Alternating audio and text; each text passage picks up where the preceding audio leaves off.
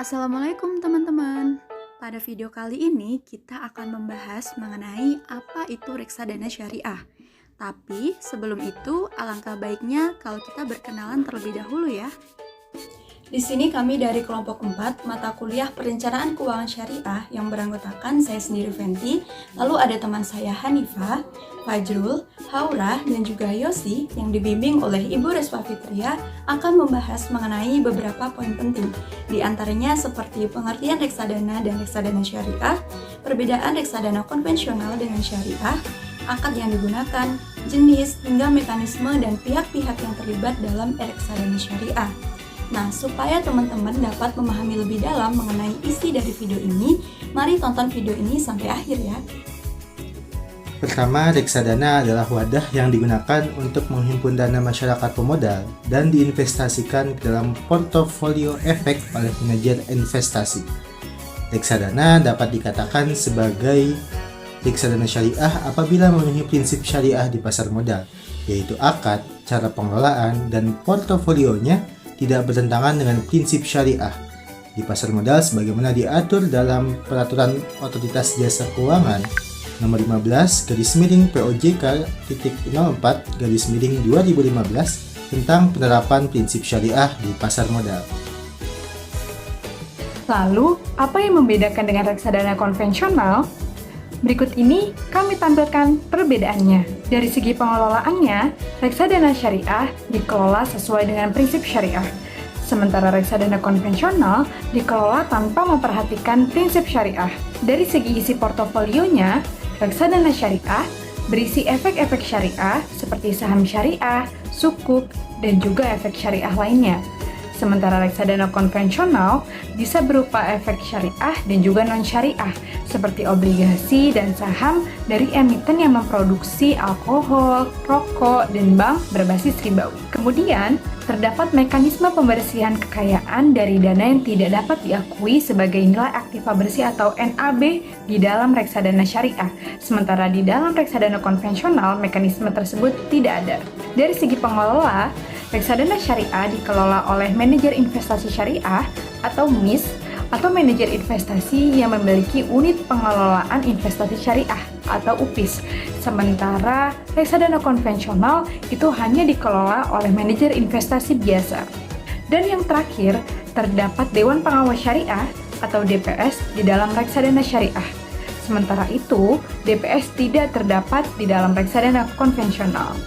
Selanjutnya, kita akan masuk ke bagian jenis reksadana syariah yang dapat dikelompokkan berdasarkan bentuk hukum, isi portofolio, struktur, dan juga karakteristik penawarannya.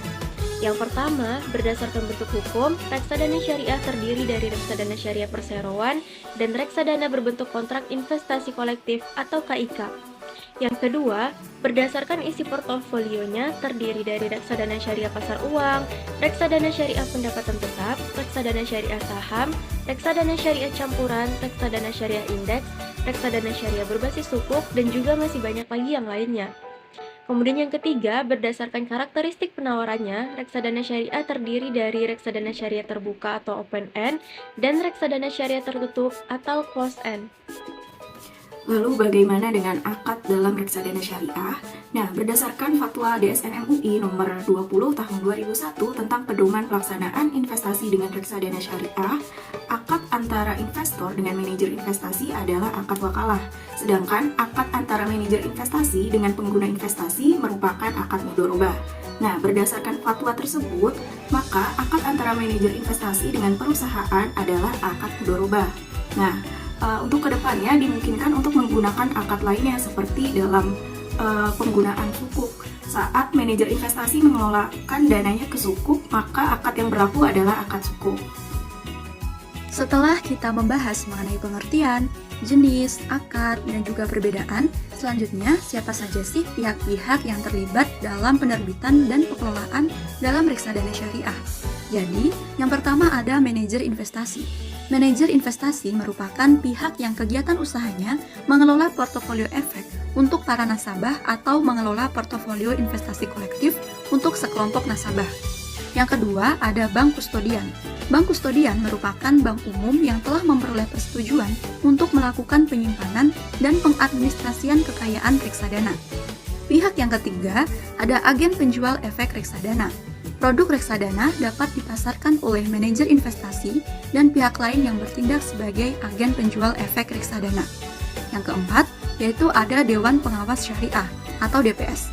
Sebelum penerbitan reksadana syariah, DPS bertugas melakukan review terhadap dokumen perjanjian, kontrak investasi kolektif, dan prospektus yang merupakan informasi tertulis sehubungan dengan penawaran umum reksadana syariah. Lalu, bagaimana ya transaksi reksadana syariah itu sendiri? Secara garis besar, transaksi reksadana dapat dibagi menjadi 3, yaitu transaksi pembelian atau subscription, transaksi penjualan atau redemption, dan transaksi pengalihan atau switching. Dalam semua transaksi tersebut, dikenal istilah in good fund dan incomplete application. Yang pertama, transaksi pembelian atau subscription dapat dibagi menjadi transaksi pembelian pertama atau new subscription, transaksi penambahan atau top up, transaksi berkala, dan transaksi pembelian produk baru. Yang kedua, transaksi penjualan atau pencairan. Dalam reksadana dikenal dengan istilah redemption. Seorang investor dapat melakukan transaksi jual beli reksadana yang dapat dilakukan kapan saja dan di mana saja. Yang ketiga, transaksi pengalihan atau switching, yaitu memindahkan investasi dari satu reksadana ke reksadana yang lain. Dengan adanya transaksi pengalihan ini, investor bisa menjual dan membeli kedua reksadana pada hari yang sama. Karena materi pembahasan kita sudah habis, sepertinya kita sudah sampai di penghujung video ini teman-teman. Selamat kalian berhasil menyimak video ini sampai akhir. Semoga materi yang kami sampaikan bisa dipahami ya. Cukup sekian dari kelompok 4, Hari Lebaran Makan Ketupat. Semoga video ini bermanfaat. Wassalamualaikum warahmatullahi wabarakatuh.